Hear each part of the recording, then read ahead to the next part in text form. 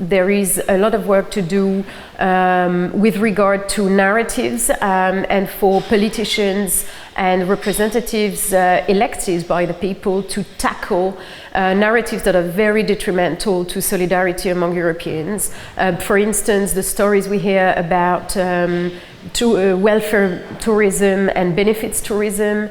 Empirical research shows that this is not a tangible reality in Europe today. We have to go further and to think about creating a day-to-day feed into citizens' life that make Europe relevant for them. So how we can do it?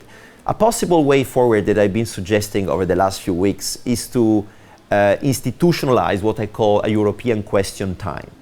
So to ensure that real citizens coming from all over Europe will be invited to Brussels and meet on a regular basis, at least once a month, part of the members of the European Parliament, some commissioners and some member of the Council together in what we often call a trialogue, in order to listen to their problems, to their issues, and to see how their complaints, their actual problems could be solved at the European level. My recommendation would really be for the EU institutions to target a very limited number of policy measures that could be adopted that would be very visible for European citizens and very clear in terms of instruments and their effectiveness. So in other terms, legally binding, and I think that a European framework for minimum wage would be something that in the minds of citizens would really show the value added of the European Union for social progress and upward convergence in Europe.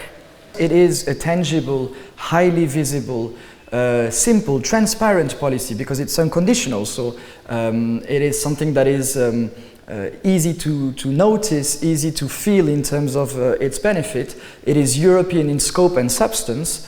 It may improve also the legitimacy of the European project.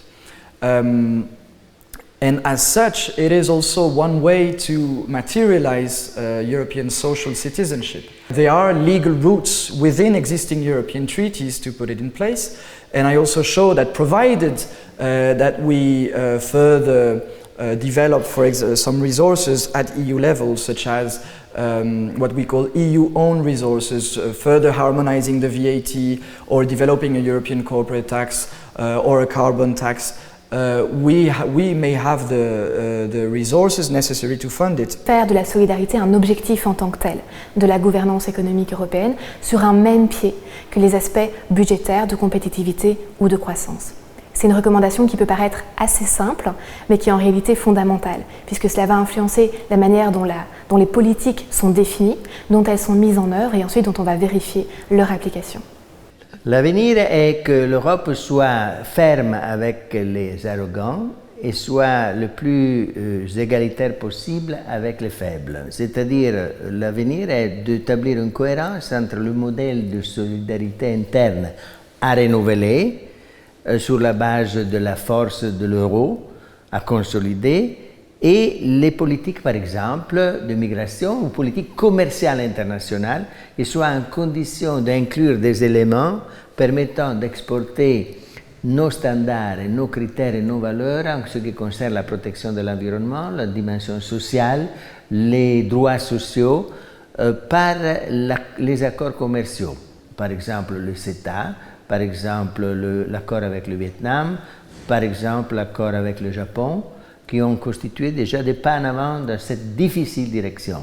Mais c'est la seule façon dont dispose l'Union pour se défendre et aussi pour exporter ses valeurs dans des contextes internationaux différents, afin de parvenir à une globalisation plus réglementée, plus juste. Developing a strategy that allows the European Union to recognize early sign of autocratization of democratic backsliding abroad. Because once the process starts, it's very hard to stop it. And this is the first thing that the European Union should do. And the other thing concerning this problem is to try to develop specific tools and specific strategies in order to support civil society, democratic actors in this context. Je me suis demandé s'il n'y avait pas moyen de lutter d'une autre manière contre ces formes de résistance à la solidarité, comme par exemple en essayant de proposer aux citoyens une information de qualité. On le voit dans les pays d'Europe centrale et orientale, les médias sont contrôlés par le pouvoir. Il y a la rhétorique du gouvernement qui s'impose comme parole unique. Et donc pour moi, c'est aussi un élément très, très important. Une autre recommandation que je voudrais faire, c'est la déconstruction des stéréotypes, la déconstruction des peurs, en général alimentées dans les discours politiques, instrumentalisées. Dernière recommandation, je pense qu'il faudrait mettre en place des programmes, des initiatives pour que les Européens parviennent à mieux se connaître. Our first recommendation is to have, let's say, a clearer picture of what is actually happening in the EU and whether persons providing humanitarian assistance are prosecuted and convicted for doing so.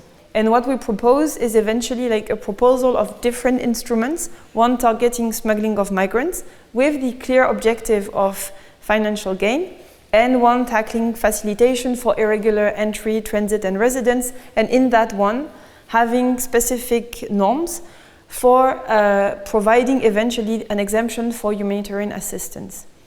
And because this is complex, we also propose that for this instrument, with including a humanitarian exemption, this should be accompanied by EU guidelines with a bit more clearer, like to have a bit more clarity in what is humanitarian assistance and what is covered by it and what is not. Mes recommandations principales seraient, d'approfondir le rôle que pourrait jouer la solidarité en matière pénale, tant en matière de coopération policière que de coopération judiciaire, l'approfondir tant à l'interne, c'est-à-dire dans l'Union européenne, en particulier donc la solidarité dont l'Union européenne elle-même devrait faire preuve par rapport aux États membres qui ont des difficultés, entre autres financières, à mettre en œuvre